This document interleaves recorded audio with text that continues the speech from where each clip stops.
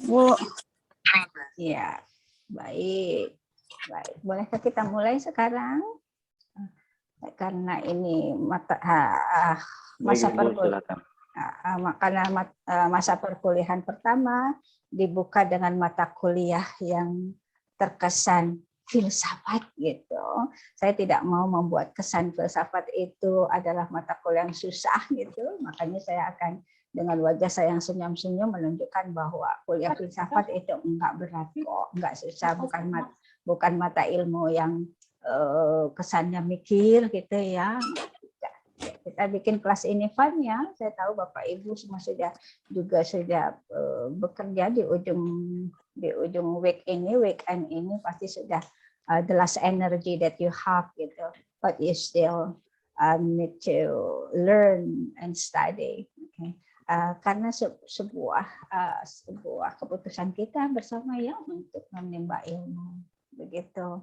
Sehingga mari kita isi kuliah kita ini sekedar mengobrol, sekedar berdiskusi, tetapi diskusi yang terreferensif gitu ya, ada referensinya. Gitu. Saya lebih suka mengistilahkan referensif karena kita di kelas calon master pendidikan ini pastinya dari awal sudah mulai segala sesuatunya berdasarkan referensi, berdasarkan data, bukan kata saya lagi gitu ya.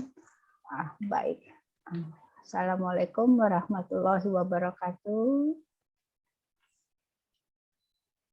Saya ulang. Waalaikumsalam warahmatullahi wabarakatuh. Karena salam itu adalah doa untuk kita bersama. Gitu ya, lebih banyak salam, lebih banyak doa yang terurai. Begitu.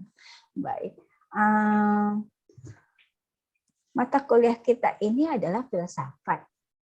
Filsafat ilmu. Langsung sudah diturunkan menjadi filsafat ilmu. Nah, jadi pasti banyak kajian-kajian nanti, banyak kita ngobrol. Karena apa? Karena filsafat itu kan adalah akibat dari rasa ingin tahu ya. Gitu. Kayak anak kecil lah yang ini apa sih gitu. Bu ini apa, Ma ini apa, Pak ini apa, atau nanya temannya ini apa sih. Nah itu dimulai dari apa. Gitu. Filsafat juga dimulai dari apa. Ya, lalu tanya, emang kenapa sih? Kenapa begini? Kenapa begitu? Nah, anak kecil juga berarti udah berfilsafat tuh. Kenapa ya? Kenapa begini? Kenapa begitu? Gitu. Udah itu tahap keduanya. Tahap ketiganya bagaimananya? Gimana ya? Untuk bisa seperti itu tadi kan udah terurai tuh. Udah begini karena begini, gini why-nya udah keluar gitu. Lalu bagaimananya? Bagaimana itu jadi pertanyaan mulai dari apa, akhirnya ujungnya adalah sebuah makna gitu. Gitu. Jadi O-nya terjawab. Itu sebenarnya rentetan filsafat. Selesai deh. Itulah sebenarnya filsafat. Ya. Kita mengetahui keapaannya, lalu kebagaimanaannya, lalu kemengapaannya. Gitu. Nah, gampang ya. Udah selesai nih, lulus nih kuliah filsafat kita. Cuman itu aja sebenarnya filsafat. Gitu. Oke. Bapak Ibu yang senyum cuma sedikit nih berarti masih ragu ya kalau filsafat sebenarnya cuma itu ya. Keapaan, kebagaimanaan, dan kemengapaan. Udah cuma 3 itu doang. Serius banget deh. Nanti cuma bicara itu aja. Ya, cuma bicara apa sih gitu. Jadi sebenarnya anak-anak kita atau kita sendiri yang kadang kita bilang apa sih itu? Gitu. Kepo itu filsafat. Ya, kepo itu filsafat. Rasa ingin tahu. Jadi sebenarnya filsafat itu dimulai dari rasa ingin tahu terhadap suatu pengetahuan gitu, terhadap sesuatu, terhadap fenomena apa yang terjadi, gitu ya. Jadi rasa ingin tahu itulah yang menyebabkan adanya pengetahuan. Dan juga ada sebuah kepastian melalui karena ada sebuah keraguan-raguan, gitu ya.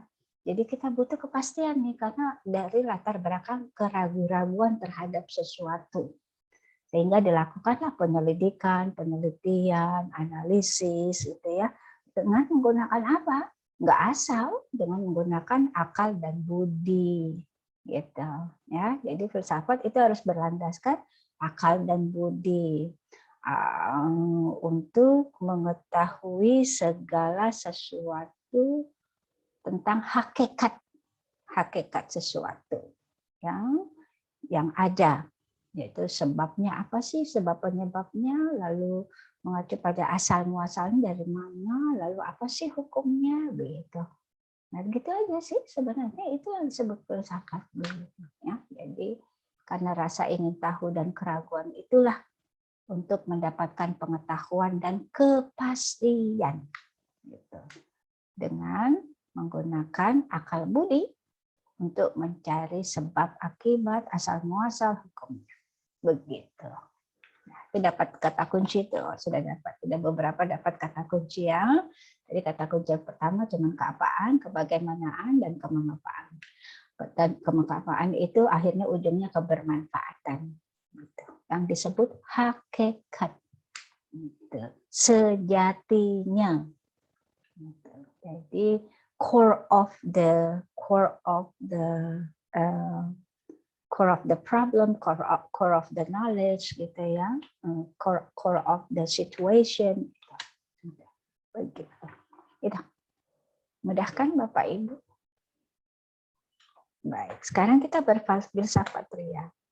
Apa sih kuliah itu sebenarnya? Gitu. Ada Bapak Ibu, ada yang berunsur pendidikan atau yang non pendidikan? Yang non pendidikan silakan angkat tangan. Berlatar belakang non pendidikan pekerjaannya. Semua pendidikan ya. Ada? Semua pendidikan?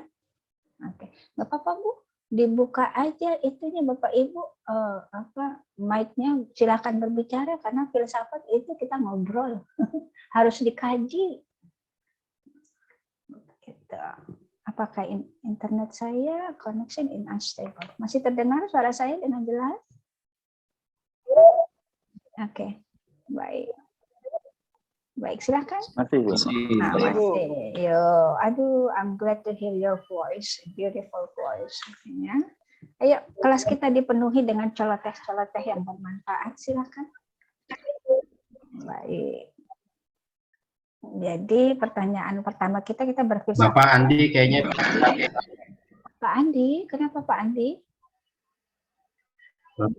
Ya, Pak Andi bisa menerangkan. Dia kuliahnya di Afrika itu kemarin. Oh gitu, filsafat juga ya Pak Andi. Ya sudahlah, Pak Andi yang jadi dosen, saya yang jadi mahasiswa. Gitu Pak Andi ya. Pak Andi, di-unmute dulu. Pak Andi masih sibuk mencari referensi kali Pak. Itu keren berarti ya, referensi namanya. Baik. Bercanda ini Pak Rijal ini, saya nggak di filsafat, saya baru belajar ini Bu. Pak Rijalnya bercanda ini. Ya apa ya. Justru Pak Rijal Bu yang lebih tahu, saya banyak belajar dari beliau. Oh, gitu. Pak Rijal saya banyak belajar dari beliau tentang filsafat. Oke. Iya. Terus ini saya ditunjuk ini biar beliau sebenarnya yang menunjukkan biasanya seperti itu Bu. Yang menunjuk lebih tahu itu biasanya. Teori apa tuh namanya? Luar biasa. Panjang sekali penjelasannya. Panjang sekali penjelasannya Pak Andi. Oh gitu. Oke, berarti ada sebuah kajian-kajian sebelumnya. Iya, saya kok melihat Pak Rijal dari tadi kadang senyum-senyum sendiri. Gitu, ada apa geram? Iya gitu Bu, memang. Oh, gitu saling ledek-meledek. Apakah sebelumnya pernah kenal sebelum di kelas ini? Ada ya. Biasanya kalau yang kelas kerjasama tuh ada yang berasal dari satu institusi. Satu institusi sepertinya itu. No wonder. Biasanya ada yang satu ruangan saya lihat tadi. Oh, malah ada yang satu ruangan. Oh, no wonder. Iya, kelas kerjasama. Tadi terlihat kayaknya ada. Oke, kita back to laptop. Ya, nggak apa-apa. Kuliah kita santai aja. Ya, itu gaya kuliah saya kebetulan. Nah, dalam artian, I'm not the one who going to talk a lot during the session. You are the one who going to talk a lot because we need to search, we need to bring up our idea, we need to share what we know. Itulah kesempurnaan pengetahuan gitu ya. Jadi bukan satu arah saja. Kalau satu arah saja ya sudah dengerin tutorial aja gitu ya, sambil tidur-tiduran, nggak usah di Zoom, nggak usah kuliah gitu kalau satu arah. Nah, kalau perkuliahan itu kesepakatannya adalah aktif, semuanya memberi pendapat. Begitu. Oke. Baik, gimana nih? Kita mau sepakat apa nih? Kan hari pertama seperti Bapak Ibu lihat di LMS yang topik saya pertama adalah kesepakatan perkuliahan dan juga introduction-nya tentang filsafat. Baru awal-awal aja boleh ngobrol filsafat. Gimana? Kita mau sepakat apa? Kan demokrasi, saya nggak mau langsung membuat peraturan. Namanya kesepakatan win-win solution. It is good for me, it is good for you, and it is good for everybody. Silakan. Kesepakatannya apa? Mulai dari silakan. Tadi di kelas saya sebelumnya di kelas P21 RI R1 kelas reguler sama filsafat kita. Sudah buat tuh kesepakatan. Sepakat untuk menunjuk jenderal siapa nih? Jenderalnya. Oke, silakan. Jenderal Rizalul Huda. Rizalul Huda. Jenderal Rizalul Huda. Oke, angkat tangan siapa yang Setuju. Setuju. Masya Allah. Setuju. Setuju. Udah berapa tuh? Ibu-ibu? Setuju saya. Setuju. Nah. Oke, setuju Bu. 12 langsung. 12. Aklamasi saja. Oke, Pak great. Rijal. Akhirnya. Siap, terima kasih Siap, semuanya. Ya, Oke. akhirnya di Jangan kelas. memilih orang karena dia suka senyum. Saya kalau sore suka senyum. Nah, oke, sudah aklamasi. Semua setuju. Terima kasih. Terima kasih. Pak Rizalul Huda sebagai jenderalnya kelas. Aklamasi kan MB 21 Pak Kak 1. Oke, saya menyetujui kok kalau katanya si Anang. Kalau saya sih yes. Padahal saya nggak pernah nonton pertunjukan kan. Saya nggak pernah nonton pertunjukannya Juga si yes, Anang. Bu. Hah? Kenapa? Kenapa? Oke, kalau saya sih yes ya. Baik, Pak Rizal, Rizalul Huda. Oke, jadi jenderalnya. Bismillah Pak Rijal. AP21 R K1. Baik. Allah Akbar. Masya Allah. Kecil, baru jenderal kelas. Oke, biasanya nanti berujung-ujung pada nanti ada acara-acara yang mewakili kelas, gitu ya. Nanti ada seminar-seminar, biasanya ditunjuk tuh jenderal-jenderalnya tuh untuk ngurus-ngurusin gitu, student day macam gitu. Siap-siap. Baik, back to laptop, back to filsafat. Wah, cocok banget sama beliau. Cocok. Backgroundnya beliau memang, Bu. Oke, sip, mantap lah. background saya putih. Ya, nggak ada background apa lagi. Background saya blur. Oke, baik. Baik, ayo kita berpikir keapaannya. Keapaannya. Sekarang kita berpikir keapaan. Boleh kita kembali ke laptop? Baik, kita berpikir keapaannya nih. Sekarang berandai-andai. Apa sih kuliah filsafat bagi Bapak Ibu ini? Nanti kuliah filsafat, apa sih menurut Bapak Ibu kuliah filsafat itu? Filsafat ilmu? Silakan. Tadi sudah saya sebutkan beberapa. Bu, saya boleh ngomong? Silakan Ibu Umi.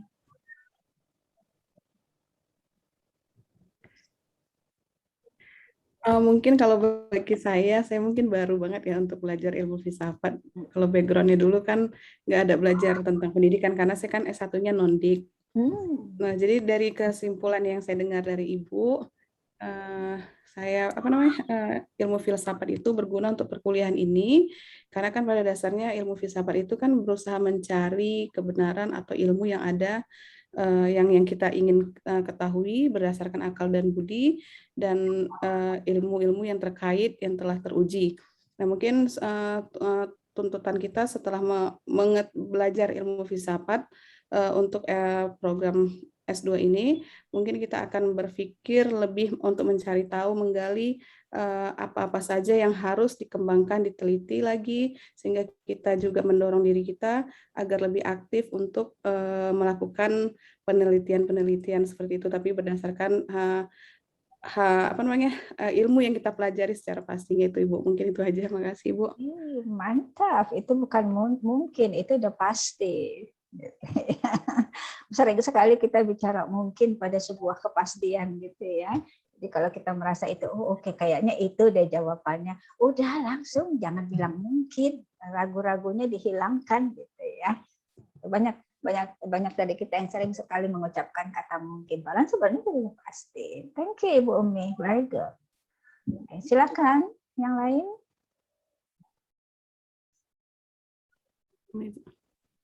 Ada lagi? Silakan. Bu, saya Bu. Silakan Pak Dwikpo. Pak Dwikpo, halo. Ya, perkenalkan nama saya. Boleh nyalakan kameranya Pak Dwikpo? Ya. Bapak Ibu dan Bu dosen. Mungkin jaringan nanti keluar ya. lagi. Jaringan ya. Nggak kuat kamera. Oke lah. Halo. Silakan. Nah. Bagi menjawab filsafat bagi saya itu adalah pondasi berpikir kita. Karena kenapa belajar filsafat, pondasi berpikir kita, karena saya juga lagi sedang belajar filsafat juga dengan beberapa dosen. Jadi bagaimana cara berpikir kita itu agar kuat, punya landasan dan juga pondasi. Karena filsafat itu kan selalu menciptakan sebuah keraguan-raguan kalau menurut saya. Bagaimana semakin kita ingin kepo, ingin tahu, nah itulah sebagainya dasar filsafat. Kan filsuf terbaik itu kan katanya anak kecil karena rasa ingin tahunya tinggi. Gitu ya. Jadi karena belajar filsafat itu bagaimana kita fondasi berpikir untuk mendalami suatu ilmu. Betul. Terima kasih. Thank you Pak Dwikpo. Beneran namanya Dwikpo gitu? Nama aslinya siapa sih? Dwikpo, emang benar. Pak Dwikpo? Nama Dwi Purnomo. Oh, Dwi Purnomo. Tapi biasanya dipanggil sama teman dekat ya. Kaknya apa? Kan Dwi, Iya. Kak Purnomo gitu. Jadi Dwikpo. Ada namanya gitu Bu, Dwi Purnomo. Oh, emang namanya Dwi Purnomo gitu. Dwi Purnomo. Oh, Dwi Purnomo. Oke, jadi Dwikpo. Itu salah satu filsafat tuh, saya mau tahu, rasa ingin tahu kenapa sih ditulis Dwikpo gitu. Oke, thank you Pak Dwikpo. Jadi saya manggilnya apa? Dwikpo. Begitu. Dwi aja nggak apa-apa. Oh, Dwi. Pak Dwi. Oke, pasti anak kedua ya. Kalau itu sih nggak usah dirasa ingin tahu. Betul. Lagi. Kalau Dwi pasti anak kedua. Nggak usah pakai filsafat. Baik. Siapa lagi? Thank you Pak Dwi. Ya, semuanya berbicara sambil berkenalan. Saya Bu. Silakan Ibu Lia. Terima kasih Ibu. Selamat sore Ibu. Selamat sore Bapak Ibu. Tadi yang disampaikan oleh Bu Umi, kemudian Pak Dwikpo, itu saya kira mungkin saya juga sama saja. Artinya filsafat ilmu itu adalah seperti yang Ibu sampaikan tadi, keapaan, apa yang ingin kita ketahui, gitu kan ya Bu ya. Kemudian bagaimana cara kita mengetahui, kemudian bertindak, melakukan sesuatu di mana, kemudian hakikatnya apa. Mungkin itu yang harus kita ketahui, karena kebetulan kita memang saat ini kami ya Bu ya mengikuti sekolah pasca sarjana ini memang untuk mengetahui sesuatu yang akhirnya akan menjadi penelitian kami, kemudian dibuatlah sebuah tesis untuk sebagai salah satu syarat kami bisa lulus dalam perkuliahan ini. Begitu barangkali Ibu ya, kurang lebih pasti kekurangannya mohon ditambahkan. Terima kasih. Thank you, Bu Lia. Betul sekali gitu. Jadi inilah pintu gerbang hasil tesis nanti gitu ya, pintu gerbangnya di filsafat ilmu ini gitu.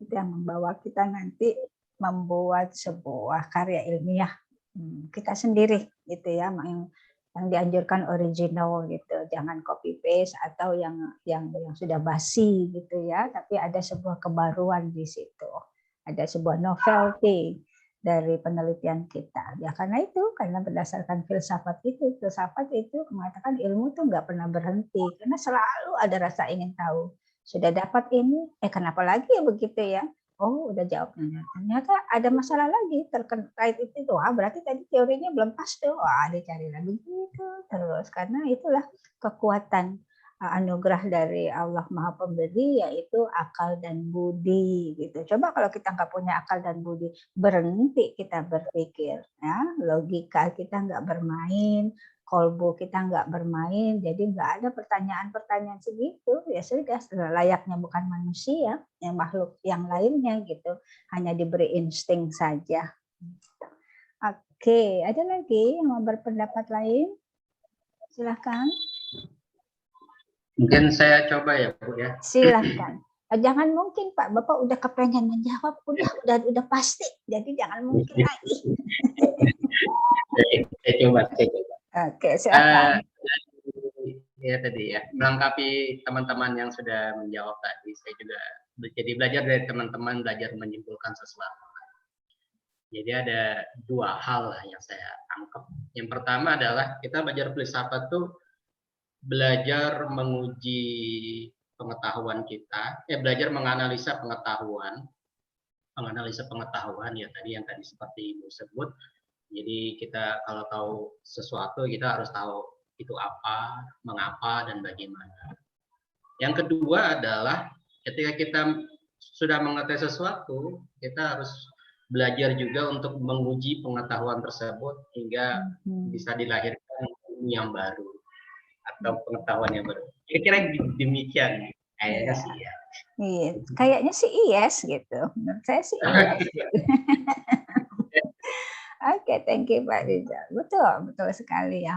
Jadi yang berdasarkan pengetahuan itulah menjadi pengetahuan baru. Terus berlanjut seperti itu. Dari satu ilmu menjadi ilmu yang lainnya. Ya, karena itu tadi ada kekuatan, yaitu akal dan budi. Itu ya, itu yang menggerakkan kita untuk terus membangun satu pengetahuan, satu ilmu menjadi ilmu lainnya, atau pengetahuan menjadi pengetahuan lainnya. Nah, itu ilmu filsafat itu yang mengatakan itu, karena kita diberi rasa ingin tahu yang tinggi, rasa keraguan yang tinggi, karena terlalu banyak so many reference gitu ya, akhirnya kok ragu, atau pengalaman kita sendiri yang belum berreferensif, hanya ragu-ragu dalam melakukan, ya sudah, lakukanlah analisis itu, ya. Menggunakan, jangan lupa selalu menggunakan akal dan budi, karena itulah kekuatan manusia sesungguhnya. Baik, ada lagi. Thank you Pak Rizalul Huda. Oke.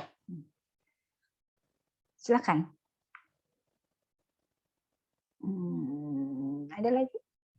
Silakan berpendapat lagi. Boleh Bu, saya bertanya. Silakan Pak Iman. Manfaat mungkin kita untuk belajar filsafat. Pak Iman, suaranya berdengung. Mungkin handphone dan itu ya. Mengetahui bagaimana bersikap ilmiah dalam merespon suatu pengetahuan atau informasi, yaitu harus dikritis, objektif, rasional, dan faktual. Di mana pengertian filsafat itu sendiri mungkin Bu yang saya ketahui, ilmu yang mencari sebab akibat untuk ditemukan solusinya. Mungkin hanya itu yang dapat saya sampaikan Bu. Terima kasih. Udah jangan mungkin, udah pasti. Bapak tadi udah mengatakan itu, gitu. Jangan mungkin lagi. Oke, ya betul. Jadi cara berpikir ilmiah ya, segala sesuatu yang dilandasi oleh logika, ya pastinya nanti hasilnya ilmiah, karena melalui kalau udah logika itu panjang tuh rentetannya ke bawah dianalisis, lalu kita keluarkan kerangka berpikirnya seperti apa. Ada kejadian, fenomena atau paradigma atau macam-macam lah terjadi, lalu kita amati, lalu kita analisis kenapanya gitu. Lalu kita cari referensinya apa, lalu kita padu-padankan, akhirnya kita keluarkanlah kerangka berpikir kita seperti apa gitu ya. Akhirnya diambil hipotesis ya, dugaan kita sementara gitu terhadap keinginan tahuan dan keraguan tadi. Lalu kita lakukanlah penelitian berdasarkan teori yang ada. Jadi benar, jangankan cuma diskusi aja, boleh dibantah atau boleh dibantah lah, tapi bukan bantah berarti akhirnya terkesan tegang ya. Enggak, dibantah dalam artian I have our own idea, I have our own perspective, and what do you think gitu. Jadi bantah itu lebih ke positif. Actually I have my own idea and my own perspective, what do you think, may I give some solution gitu. Itu namanya bantah. Teori saja, teori yang sudah ada itu bisa dibantah ya, yang sudah ada tuh, yang sudah divalidasi oleh banyak orang karena sudah melalui sebuah proses penelitian dan valid keabsahan gitu ya, sudah absah gitu. Itu masih bisa dibantah karena sebuah fenomena baru. Contoh, teori-teori pembelajaran yang dahulu karena adanya pandemi, lalu akhirnya long distance learning, beberapa teori itu akhirnya tidak bisa fit on the condition gitu, nggak pas nih teorinya pada saat pandemi ini gitu. Akhirnya keluarlah teori-teori baru lagi gitu, pengetahuan baru. Ternyata pada saat PJJ, BDR segala pasti ada pendekatan baru.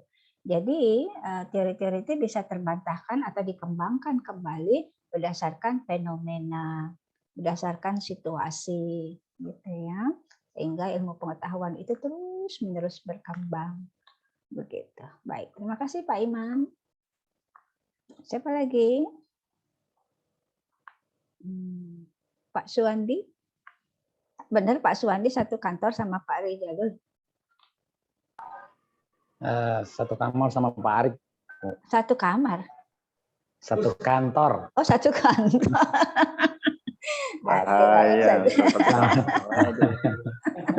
Satu kantor sama Pak Ari. Boleh saya tahu dari mana? Dari lembaga apa? Dari Al-Andalus. Oh my God, seniornya Pak siapa tuh? Pak Nurdin. Seniornya. Pak Rijal, Pak Fatik itu juga satu kantor tapi di Putra, Bu. Dari Al-Andalus juga. Oh, ya kan Asdam buat ya. Tanya aja senior gimana kuliah saya gitu, sangat santai, sangat sama Pak. Ya. Kalau Pak Rijal biasanya konsultasinya sama Pak Jarir. Gitu. Ya. Oke, baik. Pak Jarir ya, Pak. Tapi Bu Farida, we have many different dari yang sebelum-sebelumnya. Oh gitu, oke. Yang different generation ya. Oke, kita akan tahu lihat diferensinya. Saya kan juga lebih apa? Lebih apa nih? Lebih lebih banyak bercandanya. Lebih banyak ketawa ketiwinya. Lebih banyak bercandanya mungkin. Good. Para kiai juga banyak kok yang selalu bercanda gitu ya. Bercanda kan keindahan, kita berarti bisa rileks, bisa menikmati hidup gitu ya. Asal bercandanya itu relevan gitu ya, relevan dan proporsional. Itu dua kata kunci. Dua kata kunci saya selalu relevan dan proporsional. Jadi kesepakatan kuliah kita di sini semuanya harus relevan dan proporsional. Kesepakatan kuliah kita ya. Artinya apa? Nanti di dalam diskusi ini kita mengkaitkan segala sesuatu yang harus relevan. Ada relevansinya dari topik yang kita bicarakan dengan sumber-sumber yang akan kita kaitkan. Nah, proporsional gimana? Ya pas saja lah, nggak usah berlebihan gitu ya, nggak usah terlalu serius, nggak usah terlalu take it personally atau macam itulah ya, be professional gitu, be responsive, be creative, be active, be open minded gitu kan ya. Itu kelas kaya seperti itu biasanya. Okay. Right. Baik. Saya juga kebetulan selain mengajar di Universitas Pakuan, juga saya diamanati oleh sebuah lembaga di Depok untuk memimpin di Direktorat Pendidikannya. Saya megang mulai dari TK, madrasah dan pesantren hingga sekolah tinggi agama Islam STAI. Berat sekali itu. Lebih berat dari tugas saya di Universitas Pakuan. Gitu. Kalau di Universitas Pakuan saya hanya dosen FKIP dan dosen pascasarjana. Di FKIP saya mengajar Inggris, bahasa Inggris. Lalu di pascasarjana saya mengajar DAP, lalu seperti itu. Dan juga saya diminta Pak Rektor untuk menjadi ketua lembaga kantor urusan internasional dan pengembangan karir. Gitu. Berat juga di Universitas Pakuan berat, di Alhamdulillah juga di Depok juga cukup berat karena memegang dari TK sampai sekolah tinggi agama Islam. Nah, saya kadang suka minder gitu kalau lagi diskusi sama para kiai gitu ya, karena di pesantren tuh kiainya hebat-hebat, itu ilmu agama saya cetek banget gitu. Saya banyak ilmu-ilmu yang dunia, bukan laduni ya, dunia. Saya jauh dari ilmu laduni, gitu, tapi dunia.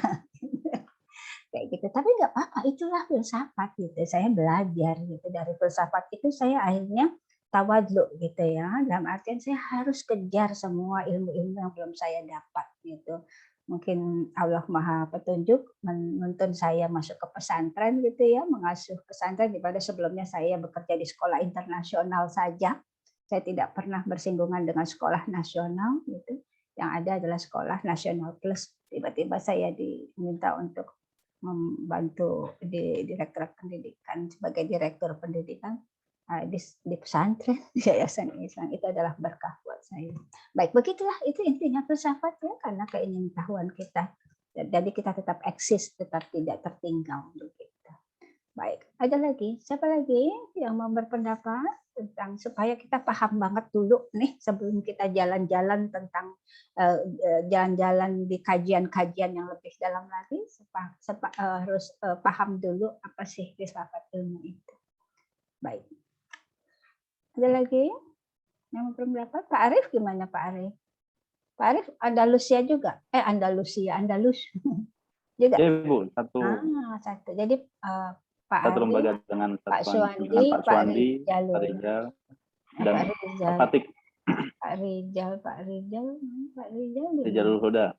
Oh, Rijal. Oh, dipanggilnya Pak Rijal. Oke, baik. Kalau Ibu Rina dari lembaga apa?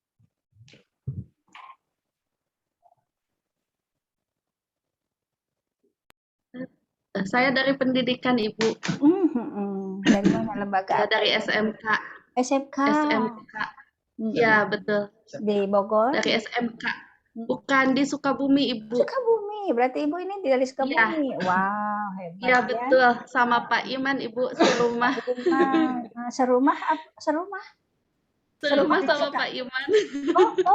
A couple. Pak Sutri. Oh ya, betul. Hebat. Di kamera hebat betul. Di kamera saya lucu loh. Di kamera saya lucu. Bu Rina di sebelah kiri layar saya, Pak Iman di sebelah kanan saya. Oh gitu. Oke, hebat. Kalau Pak Iman ngajar di mana? Di SMP, Ibu. Tapi mengajar di SMP 1 Geger Bitung ya, Bu. SMP Kabupaten Sukabumi. Oke. Ini ciri khasnya ibu-ibu nih. Oke. Halo. Aduh, terputus ya. Jaringan saya.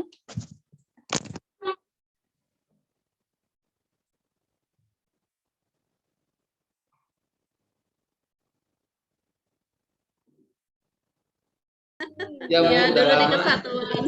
Iya.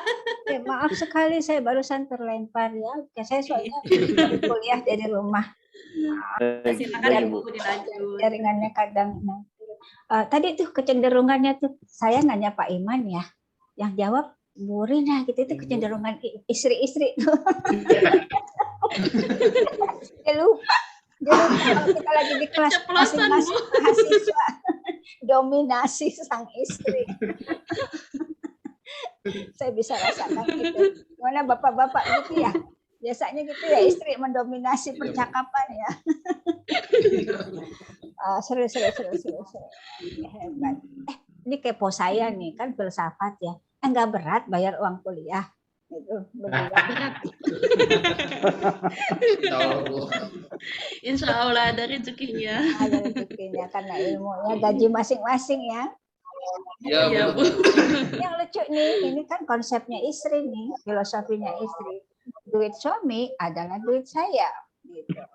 Duit saya, duit saya, bukan duit bersama, begitu kan?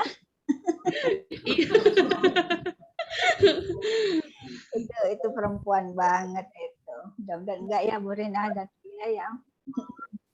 Oke.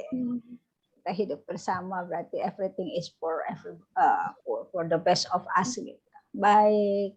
Aduh senang sekali saya melihat berarti eager to learn-nya Ibu Iman, Bapak Iman dan Ibu Rina kuat sekali untuk belajar. Oke, baik. Siapa lagi? Yang ada satu rumah, ada satu perusahaan. Tadi hampir bilang satu perusahaan. Tadi ada yang ceplosan satu kamar. Kamar kerja gitu maksudnya. Iya, betul. Oh, berarti Bu Rina dan Pak Iman ya satu rumah dan satu kamar ya tentunya. Satu kamar, Bu. Oke, baik. Kalau Ibu Lia dari mana? Saya dari Sekolah Kesatuan, Ibu. Oh, Sekolah Kesatuan. Oke. Iya. Yang di Bogor itu ya, Sekolah Kesatuannya. Iya, nggak jauh dari Pakuan. Ya, nggak jauh. Iya. Itu bisnis dan ekonomi dan bisnis ya. Di Kesatuan ekonomi dan bisnis apa di sekolah apanya? Oh, saya di sekolahnya, bukan di IBIK ya, bukan di perguruan tingginya. Bukan di Iya. PT-nya. Bukan, saya di SMP Kesatuan, Ibu. Oh, SMP di dekat dasar. Baik. Iya, Pak Ade ini senyum-senyum. Thank you, Bu Lia. Pak Ade kok senyum-senyum aja? Mana suaramu? Ya. Silakan Pak Ade. Waalaikumsalam warahmatullahi wabarakatuh. Ya, senyum ibadah, Bu. Yes, that's it. Oke. Ya, silakan Pak Ade. Dari mana kok? Dari mana dan mau kemana? Perkenalkan Bapak Ibu, nama saya Ade. Saya dari Sukabumi, Bu, sama tadi dengan Bu itu ya. Ya. Saya pengajar matematika di SMA Al-Bayan mungkin barangkali. Al-Bayan. Oke. Kok barangkali sih, Pak? Kenapa barangkali? Emang udah pasti ngajar di Al-Bayan pakai barangkali.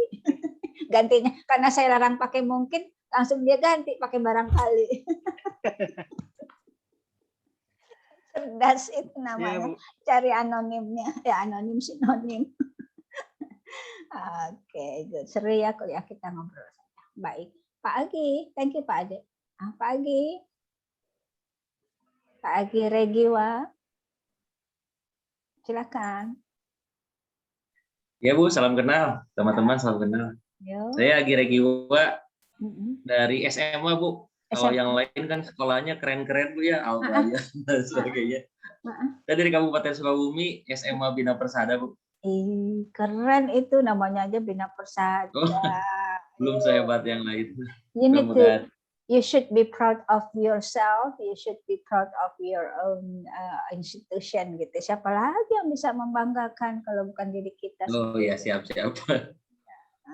Ayo katakan, saya bangga menjadi guru Bina Persada. Ayo pagi katakan. Saya bangga menjadi guru Bina Persada. Very good. Itulah manfaat filsafat. Hakikatnya adalah everything is good. Hakikat mana ada sih Allah Maha Pencipta, Maha Pengasih dan Penyayang. Masa memberikan hal-hal yang buruk-buruk kepada kita? Manusia yang kadang Amin, amin, membuatnya. amin. Doanya. Iya, manusia yang kadang membuatnya menjadi buruk, gitu kah? Benar nih Pak Kiai Pak Andalus nih, betul nggak sih kayak gitu? Betul ya? Iya, Bu. Maha kuasa, maha besar, maha pengasih, dan terutama pengasih dan penyayangnya itu loh. Masa ngasih yang buruk-buruk ke hambanya yang diciptakan dengan kasih sayang? Yang bikin buruk akhirnya kita sendiri, paradigma yang tadi tuh keraguan-raguan yang tidak terjawab dengan sempurna. Gitu.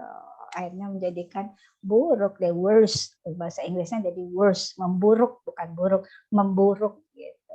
Berarti bisa diperbaiki kan? Kalau memburuk berarti bisa jadi membaik. Nah, gitu kan ya. Kalau udah membaik ya gunakanlah akal dan budi itu untuk mencari pengetahuan dan kepastian. Oke. Gitu lah. Kalau pelajaran filsafat harus merocos ini. Oke, thank you Pak Agi. Siapa lagi ya yang belum saya dengar suaranya? Sudah ya? Pak Fatik nih, diam-diam aja. Aduh. Ayo Pak Fatik. Ya Bu, salam kenal. Saya Fatik.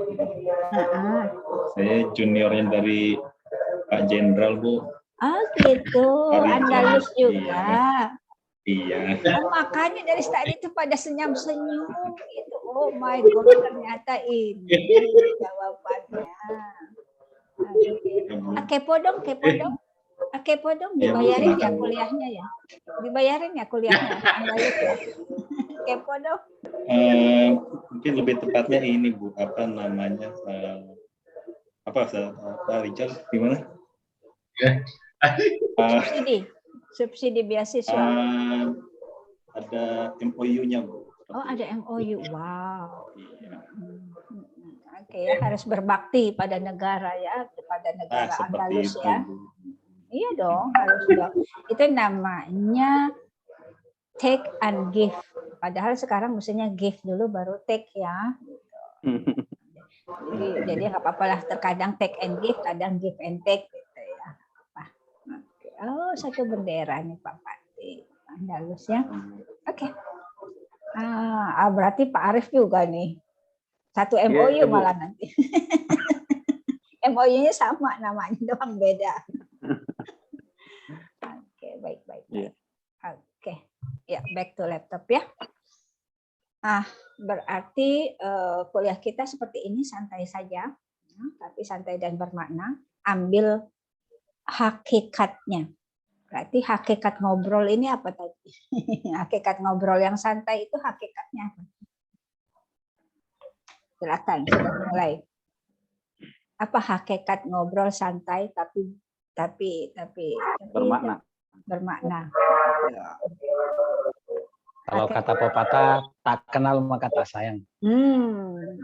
Oke. Hakikatnya berarti kudu kenal ya. Hakikatnya berarti esensinya adalah kita kudu kenal gitu. Kalau nggak kenal, jadi akhirnya ragu-ragu, kepo tuh ingin tahu, dia siapa sih, dia siapa sih gitu. Kayaknya dia begini deh, kelihatan dari mukanya doang kayak begini. Padahal enggak loh, padahal kali dia lagi pusing, jadi mukanya cemberut, padahal dia ramah tamah gitu. Kan baik. Kan ya, jadi hakikatnya dari kita ngobrol begini adalah getting to know each other. Seperti halnya pengetahuan harus diketahui. Gitu. Kalau nggak diketahui, ya akhirnya tidak bermanfaat. Baik, kita bicara tentang filsafat lagi tuh. Tapi obrolan kita semuanya filsafat loh tadi, ya. Bisa dirasakan kalau obrolan kita semuanya filsafat? Oke, baik. Saya akan berbagi informasi ya kita tentang mata kuliah kita dulu. Kemudian ya, rencana pembelajaran semester kita ya, filsafat ilmu. Bisa kelihatan sudah tampak? Sedang Bu, masih hitam. Oh belum. Baik. Udah Oke. Sudah ya.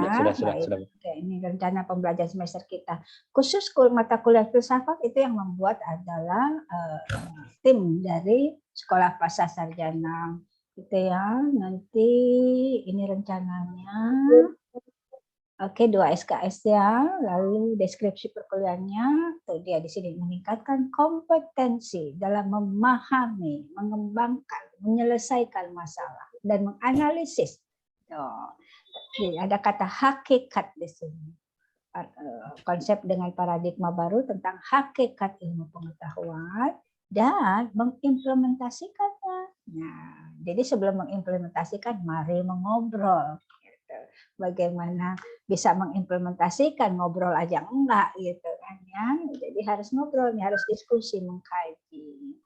Ya, bagian pertamanya nanti itu tadi tuh ontologi, epistemologi dan aksiologi keilmuan. Baru nanti turunannya yang kedua setelah sesi kedua nanti akan mengimplementasikan nilai-nilai filsafat yang telah dikaji dan dipelajari ke dalam bidang manajemen pendidikan dan ilmu manajemen serta bisnis. Ya bisnis dong, karena kan Bapak Ibu semua pengelola sekolah, pengelola kelas, pasti ada semacam customer oriented ya. Nah, kalau customer udah puas berarti dia kan imbasnya ke kita, return-nya akan ke kita. Oh, berarti sekolah kita terkenal. Oh, nanti banyak muridnya. Oh, kalau dari muridnya bagus, oh berarti gaji kita pun juga naik, begitu kan? Pendapatan kita naik. Makanya disebut manajemen bisnis. Gitu. Lalu ini CPL-nya, pencapaiannya, ya. Jadi itu kerjasama, jiwa kepemimpinan dan lain sebagainya. Ya. Lalu kedua, memecahkan masalah ilmu pengetahuan dan teknologi. Nah, dengan diskusi, dengan mengkaji, makanya jangan diam aja, ya. Kalau diam aja, bagaimana kita bisa memecahkan masalah bersama. Gitu. Kemudian yang ketiga, mengambil keputusan dalam konteks menyelesaikan masalah. Lalu yang kakaknya itu mampu karya inovasi dalam bidang keilmuan sesuai dengan tuntutan keterampilan abad 21 dan revolusi industri 4.0. Baik. Jadi nanti ujung-ujungnya kita akan membuat apa? Karena tadi filsafat adalah pintu gerbang untuk membuat tesis ya, karya ilmiah begitu. Dengan tuntutan keterampilan abad 21. Boleh saya tahu, ada yang tahu bahwa apa sih ciri khas dari keterampilan abad 21? Ada yang pernah mendengarnya dan sudah tahu? Keterampilan abad 21? Ya, silakan. Apa saja ciri khas dari keterampilan abad 21? Pertama adalah komunikatif ya, kita terus berkomunikatif. Kalau sudah berkomunikatif, pastinya melalui teknologi tadi ya, karena sudah dunia itu ada di tangan kita, itu ada di gadget kita. Lalu kita juga kolaboratif, jadi kita udah nggak bisa hidup sendiri zaman sekarang, gitu ketinggalan deh. Kita harus kolaboratif. Lalu kita berpikir kritis, kreatif dan kritis itu ciri khas abad 21. Lalu terakhir adalah kita literasi teknologi kita, ya.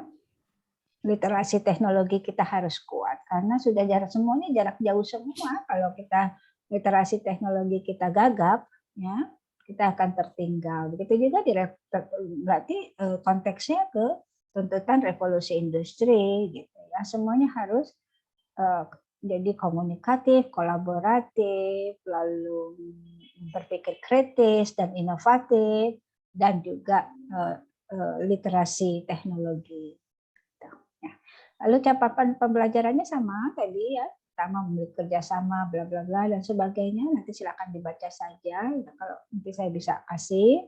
Lalu semua banyak sekali tuh pencapaian pembelajarannya. Ya, jadi kita kuliah nggak main-main. Capaian pembelajarannya banyak sekali di sini. Oh, ini rancangan proses perkuliahannya, tema-temanya, topik-topik bahasan kajiannya. Kajiannya adalah filsafat dan pengetahuan dan sebagainya sampai pertemuan ke-14. Pertemuan ke-8 adalah mid semester, UTS. Pertemuan ke-16 adalah final exam. Gitu, ya. Nah, nanti makanya ini ada nih naturalism dan multiple reliability dalam penelitian di pertemuan ke-7. Ini untuk dasar-dasar membuat sebuah penelitian. Oke, ini nanti pertemuan 1. Ini hari ini kita nih pendahuluan dan orientasi perkuliahannya. Ini hari ini kita sekarang sedang melakukannya. Nanti ada tema-tema berikutnya sudah saya tulis, karena saya di paruh waktu sebelum Meet itu saya yang pegang. Nanti yang setelah UTS, selama semester, Profesor Dr. Haja Eri Sarimanah beruntung ya mendapat dosen beliau bagus sekali, Pak Ibu Eri Sarimanah, begitu ya. Ini adalah topik-topik sudah saya tulis sampai yang ke-7 di LMS, silakan baca. Baik. Tadi kalau kesepakatannya kita sudah sepakat tadi ya. Tadi kita diskusi dengan relevan dan proporsional. Lalu kita pakai abad 21, keterampilan abad 21, komunikatif, kolaboratif, berpikir kritis dan inovatif, serta literasi teknologi. Sepakat? Selain sepakat jenderalnya Pak Rizalul. Oke, sepakat ya, itu kesepakatan perkuliahan kita begitu.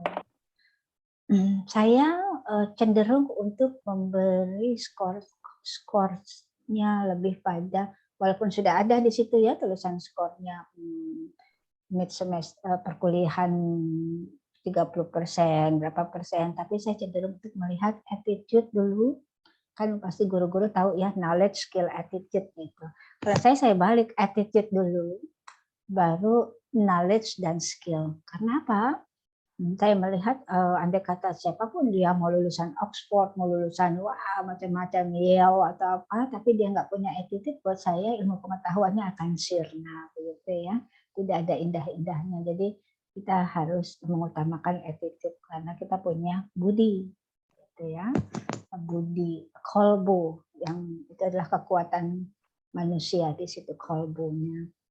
Itu baru nanti pengetahuannya dan juga keterampilannya, keterampilan dalam berdiskusi, keterampilan dalam bekerja sama. Ya. Oke, baik. Ada pertanyaan di sana? Ibu boleh nanya? Silakan Ibu Umi. Ibu boleh, kan saya baru banget di filsafat beginian. Kira-kira Ibu ada saran nggak buku apa yang harus saya baca supaya saya nggak terlalu baru banget gitu, Bu? Oh gitu, oke, baik. Tadi sudah disebutkan literasi teknologi gitu. Sebenarnya pada zaman sekarang ini ya, ilmu itu sudah ada di tangan kita gitu. Ilmu itu sudah ada di tangan kita, yaitu di gadget kita gitu ya. Bayangkan gadget kita, coba deh Bapak Ibu pikirkan, kapan kita lepas dari gadget? Paling mau tidur. Kadang mau tidur aja dihabiskan nih, udah di atas bantal, sudah tarik selimut, masih juga gadgetnya dibuka-buka, buka WA, buka apa, ayo ngaku testimoni gitu ya. Nah, disitulah mestinya pengetahuan itu ada.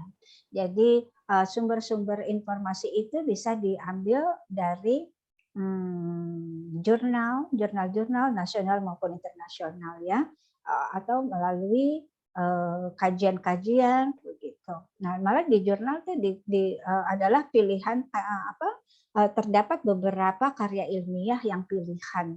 Berarti teori-teori yang dipakai di sana itu sudah lebih mumpuni gitu. Jadi Ibu tinggal klik aja filsafat ilmu gitu. Wah, itu dalam 5 detik itu keluar tuh buku-buku referensinya gitu ya. Jadi kita dimudahkan sekarang oleh pencarian ilmu pengetahuan itu di gadget kita ya, kita browsing, kita cari, atau kita berdiskusi dengan teman ya. Teman itu sumber belajar juga loh. Jadi jangan lupa sumber belajar itu bukan hanya textbooks atau apalagi ya, itu, tapi sumber belajar adalah teman gitu ya. Kedua adalah ya dengan diskusi di kelas ini. Nah, saya sebelum buka ini tadi saya melihat introduction-nya, salah duanya adalah buku ini, ada 2 filsafat ilmu dan sebuah pengantar populer, ada 2 pengarang dan juga ada beberapa lagi buku saya di lemari seperti itu. Jadi if you like to shop, ke toko buku lah, cari buku-buku yang pokoknya filsafat ilmu gitu ya, pasti nanti banyak sekali. Nah, kalau you like to search, gunakanlah searching and browsing. Wah, banyak ribuan teori tentang filsafat ilmu, ya, gitu. Nah, sekarang dunia ada di tangan kita, tergantung kita menggunakannya. Iya, karena saya agak konvensional, Bu. Kalau biasanya ada kayak gitu, saya print juga. Nggak apa-apa, boleh print, boleh. Tapi oleh sebab itu gunakan gadget, jangan ngelihat baju, ngelihat apa lagi tuh yang di Shopee, yang di mana makanan, order makanan. Gunakan Karena kalau lihat apa gadget terus sakit di kepala matanya. Makanya saya suka print. Nah, makanya oke, dikurangi yang chattingnya, ditambahi yang browsingnya, browsing pengetahuan. Gitu. Ya, thank you. Banyak sekali buku, banyak sekali Bu ya. Baik, thank you Bu Umi. Ada lagi yang mau bertanya? Kita sampai hampir pukul menjelang maghrib ya, 17.55. Kita sudahkan nanti 15 menit sebelum jam 6 karena kita harus persiapan maghrib ya. Bukan berarti mengurangi, tapi kita persiapan maghrib. Apalagi kalau nanti tatap muka yang Sukabumi, kasihan banget nih ya, jauh banget. Oke, baik. Saya akan membagi informasi kedua.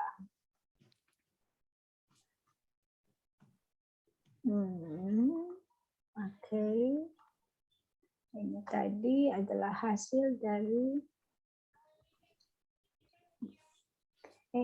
ya, tadi juga saya sudah berbagi ini, sudah kelihatan? Sudah, Bu. Sudah kelihatannya. Ini warna bukan mewakili warna politik ya, enggak, kebetulan saya lagi pengen warna kuning aja sama orange. Oke, nah ini dia nih, tadi kesimpulan dari apa yang kita bicarakan tadi. Silakan baca.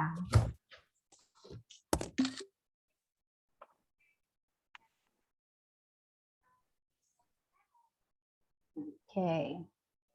Jadi ada bedanya filsafat, ilmu, dan agama. Ya. Jadi tadi di kelas pertama ada yang tanya, Bu nanti diskusi kalau dikaitkan-kaitkan dengan agama gimana Bu? Ya kita lihat konteksnya, makanya tadi saya pakai kata kunci, yaitu proporsional dan relevan. Relevan nggak dengan kajiannya gitu. Nah kalau diskusi tentang ilmu pengetahuan itu bisa dibantah. Teori aja yang sudah eksis masih bisa dibantah karena tadi ada perkembangan paradigma, ada perkembangan realita ya. Jadi bisa ditingkatkan lagi kalau teori.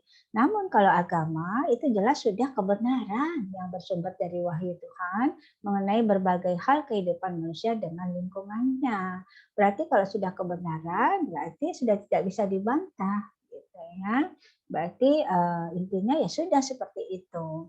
Sehingga andai kata nanti kita berdiskusi, kita harus membuka lebar di luar konteks tinjauan keagamaan gitu ya. Tapi andai kata kita mau mensejajarkan dalam artian gini, oh kalau pandangannya seperti ini, kalau ini begini boleh, tetapi bukan berarti dibantah gitu. Karena tidak agama itu ajaran agama yang tertulis dalam kitab-kitab suci kita itu sudah tidak bisa terbantahkan gitu.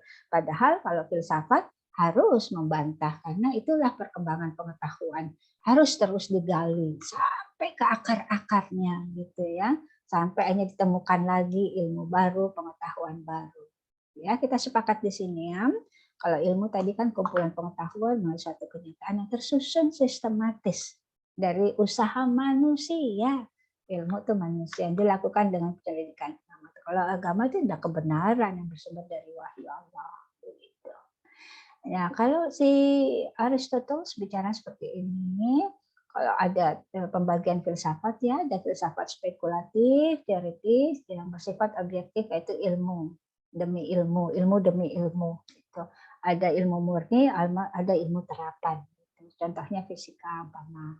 Lalu ada filsafat praktis yang memberi pedoman untuk bertingkah laku, itu practical life.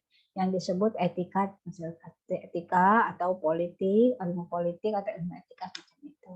Lalu filsafat produktif, pengetahuan yang membimbing manusia menjadi produktif lewat suatu keterampilan khusus. Jadi seperti sastra, retorika, estetika, itu produktif gitu, menurut Aristoteles. Lalu pembagian filsafat ada seperti ini, ada metafisika, epistemologi, metodologi, logika, etika, estetika, dan sejarah filsafat. Nah ini logika. Logika itu berarti filsafat ya. Berlogika itu berfilsafat. Jadi nggak usah takut pembelajaran filsafat apa sih? Sepanjang kita berlogika, itulah kita berfilsafat. Ya, jadi filsafat tentang pikiran dan cara berpikir benar atau salah, ya itu harus diketahui dulu sumbernya sampai ke sebab akibatnya, sehingga keluar hakikatnya. Lalu metafisika, silahkan baca. Lalu etika itu apa? Semuanya itu adalah turunan perkembangan dari ilmu filsafat. Baik, begitu. Oke. Next-nya, oke, ini yang terakhir dari pertemuan kita. Ini tadi ontologi, epistemologi, dan aksiologi. Pembahasan ilmunya ya. Yang ontologi itu keapaannya, ya. Epistemologi kebagaimanaannya, aksiologi adalah kemengapaannya, sehingga keluar hakikatnya, manfaatnya, kebermanfaatannya apa. Gitu. Jadi aksiologi. Jadi sebenarnya filsafat itu ontologi, epistemologi, aksiologi yang menggunakan akal budi untuk mendapatkan hakikatnya dan kebermanfaatannya. Nanti saya akan beri juga PowerPoint ini setiap minggu saya berikan. Nah, kenapa kok saya menyajikan PPT saya ini terakhir? Itu gaya saya banget, itu terakhir, bukan di awal. Biasanya kan dosen ngasihnya di awal, akhirnya berdiskusi tentang itu. Enggak, saya di akhir menyimpulkan. Supaya apa tadi? Supaya semuanya mengeluarkan pendapat dulu, lalu kita punya referensi, akhirnya kita samakan, benar nggak sih dengan teorinya, begitu apa yang kita diskusikan. Begitu Bapak Ibu. Silakan, ada yang mau bertanya dan berpendapat? Sudah ada kopi dan teh di sekitar Bapak Ibu? Karena ini sudah rawan-rawannya rawan-rawannya semangat mata dan segalanya ini. Sebelum hadir sudah sedia, Bu. Mantap. Kopi-kopi. Oke, teh saya tidak mengopi, makanya kalau diajak nongkrong di kafe kopi, aduh, buat saya langsung saya tanya, ada coklatnya nggak? Gitu. Ada tehnya nggak? Itu ada lemon tea-nya nggak? Gitu, karena tidak mengopi. Kalau pengen mengetahui tentang kopi, Pak Rizal nih rajanya. Oh, kopi raja. Raja kopi apa kopi raja? Raja kopi. Raja kopi. Tidak ada hari tanpa kopi itu, Bu. Gitu. Oke. Black coffee. Ya, Bu, dia lagi nyinggung asam lambung saya sebetulnya dia. Bukannya asam lambung nggak boleh minum kopi? Nah, itu dia. Boleh ya? Boleh ya. Oke. Asam lambung itu kan urusan dokter, urusan kita ngomong. Sangat praktis banget ya. Oke. Ada sebuah teori di teorinya Peter Senge ya, yaitu learning organization. Pasti sudah pernah mendengar ya teori learning organization dari Peter Senge. Nah, salah satunya adalah mental model. Nah, mental model itu bagaimana model berpikir kita.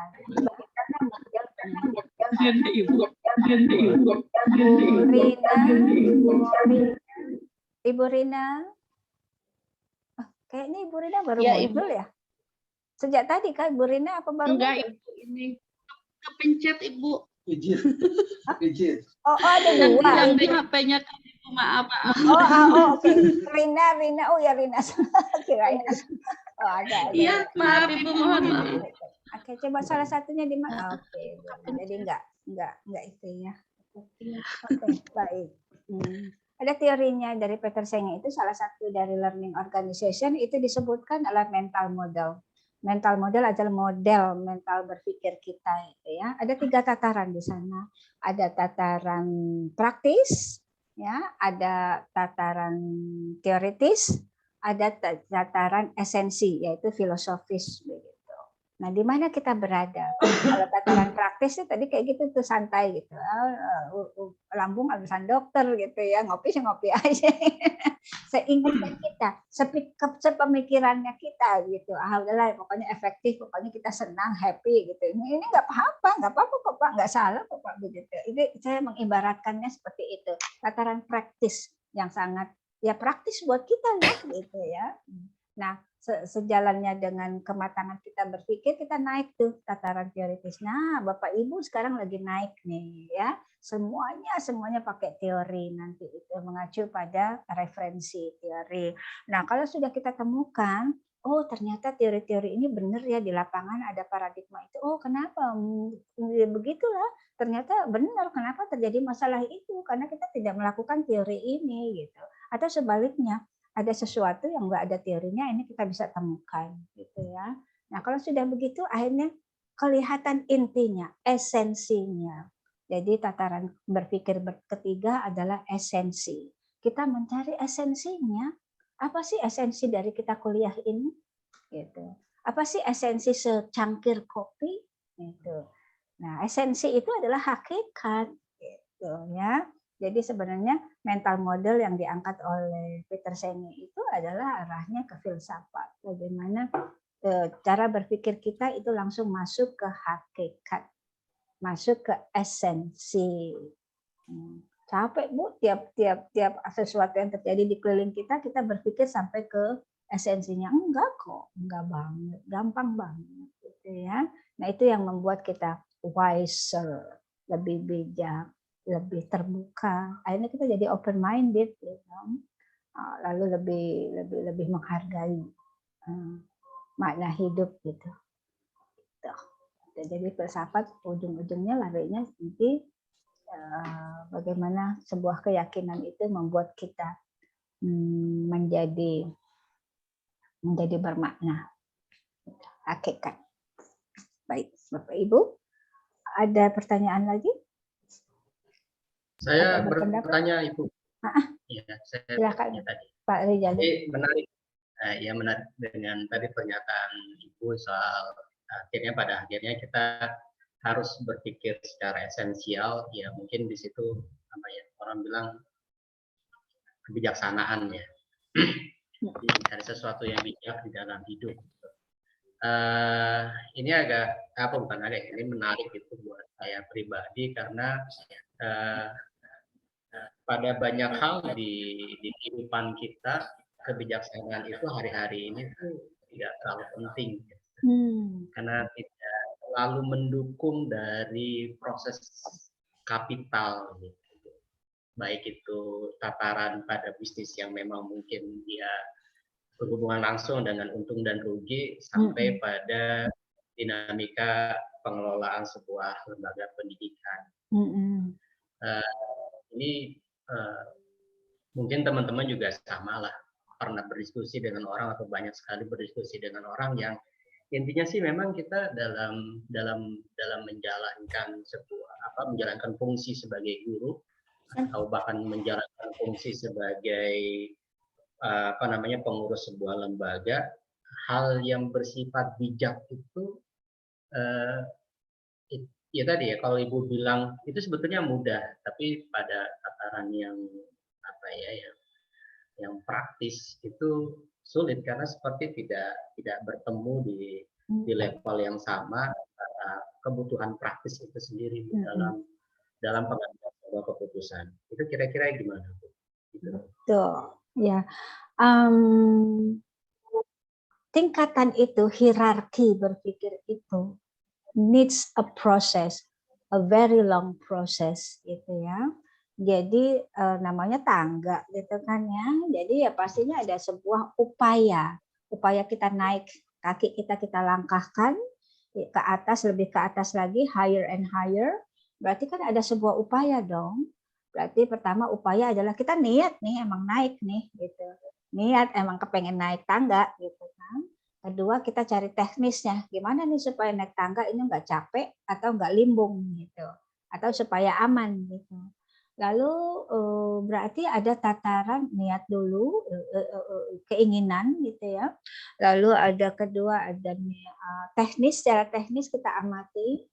Lalu berarti kita harus sadar tujuannya kemana gitu. Karena kita tujuannya adalah naik tangga, kita harus tetapkan tujuan.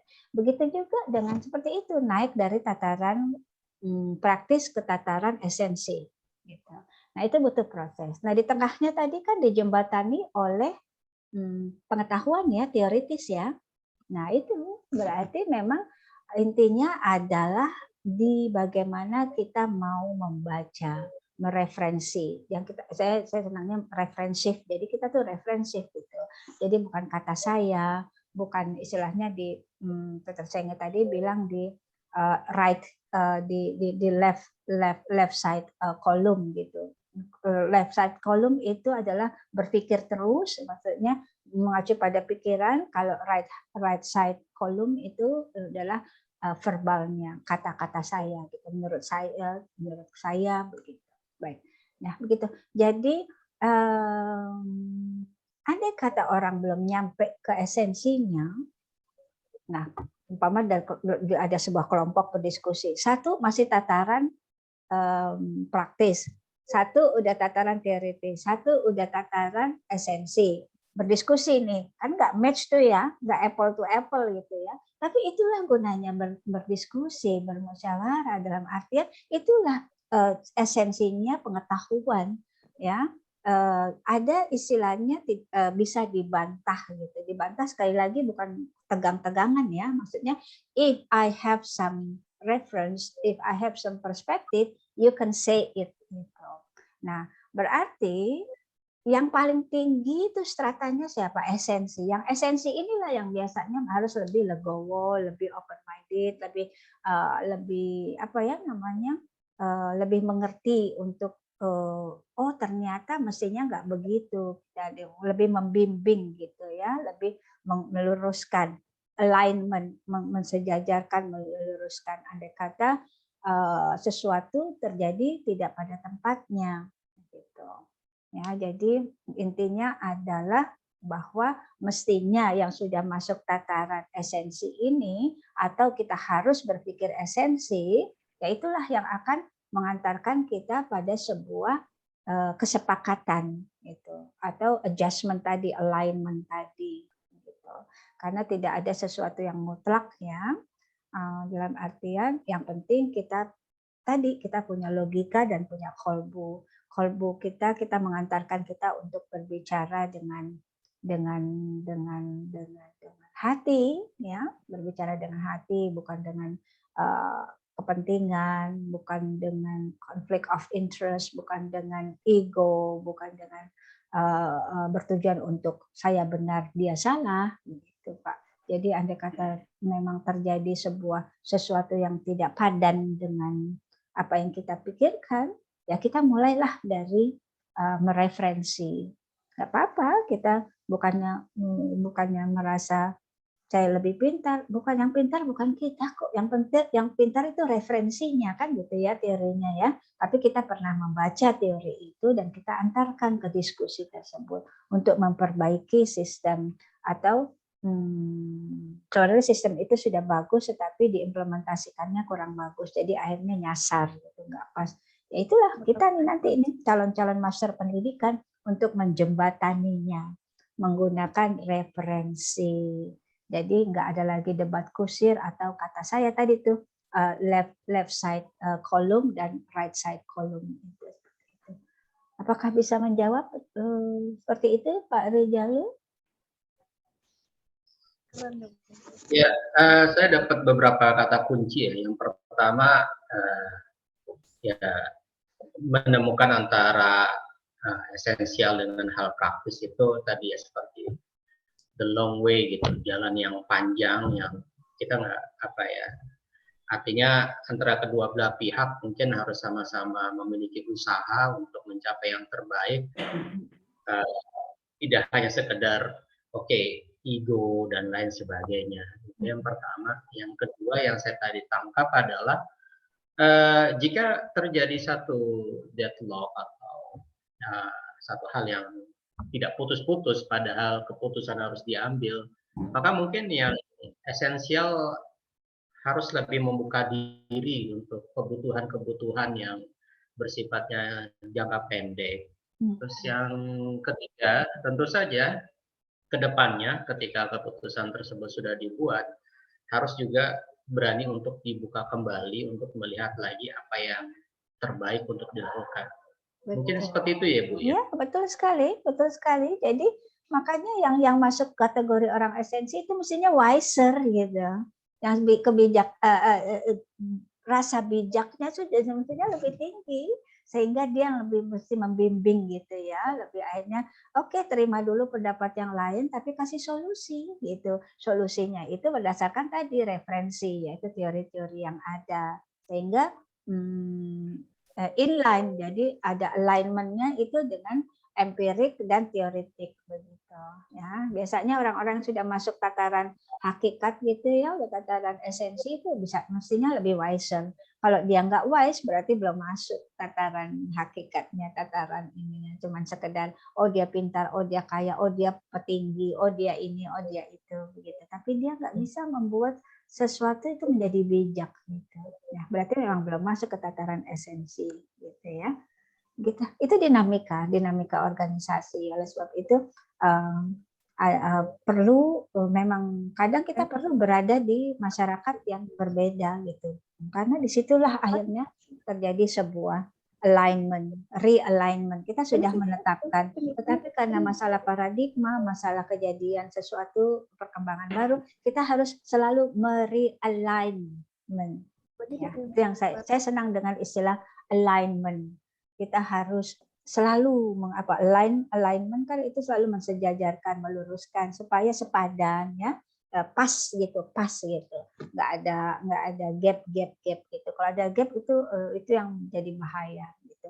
Makanya harus alignment, realign.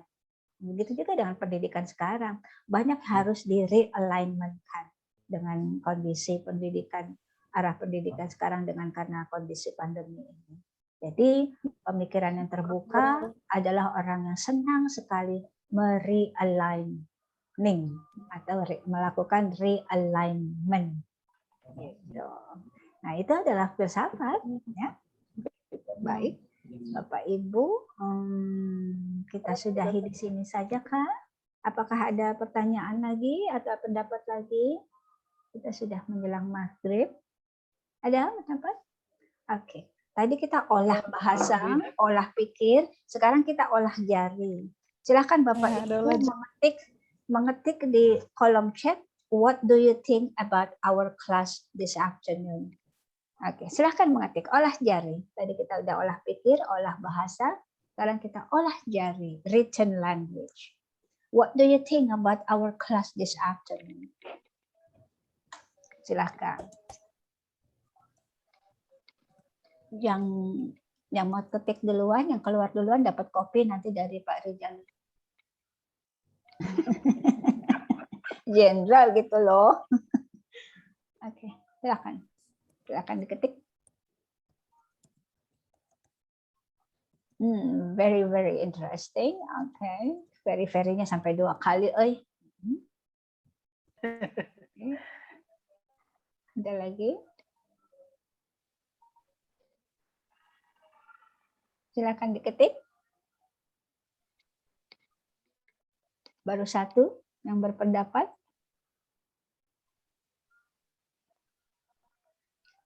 Hebat dan menyenangkan. Oke, alhamdulillah diskusi pembuka perkuliahan yang menyenangkan. Kissing. Aku ada tulisan.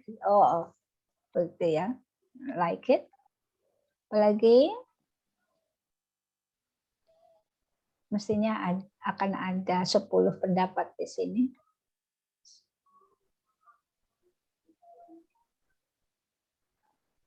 Silakan, asik dan keterbukaan. Alright.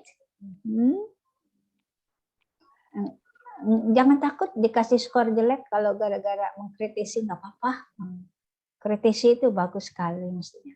Buka wawasan karena baru kali ini belajar filsafat. Oke.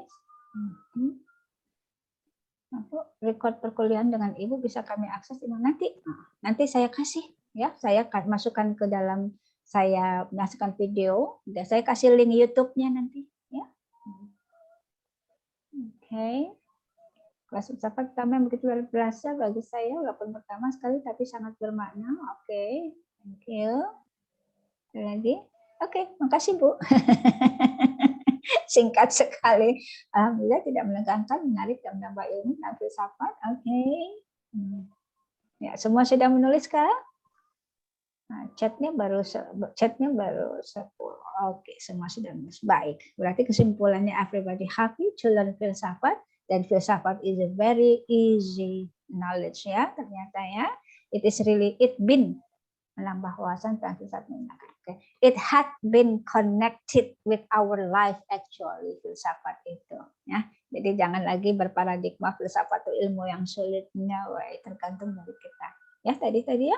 Pertama adalah keapaan, kebagaimanaan, dan kemengapaan, dengan ujung-ujungnya adalah kebermanfaatan, kebermaknaan. Gitu. Semoga kuliah kita hari ini bermakna. Terima kasih. Thank you for coming. Thank you for being here. Thank you for being active. Thank you for having a beautiful talk and chat. And I believe we're going to have another session next week. Beautifully again. Thank you Bapak Ibu. Salam sehat, salam hormat. Take care. I'll see you next week. Bye everybody. Assalamualaikum warahmatullahi wabarakatuh. Assalamualaikum warahmatullahi wabarakatuh. Terima kasih Bu, ilmunya luar biasa. Semoga selalu Bu ya. Sehat selalu Bu. Ketemu lagi pekan depan. Waalaikumsalam warahmatullahi wabarakatuh. Kasih teman-teman. Kasih teman-teman semuanya. Take care everybody. Bye bye.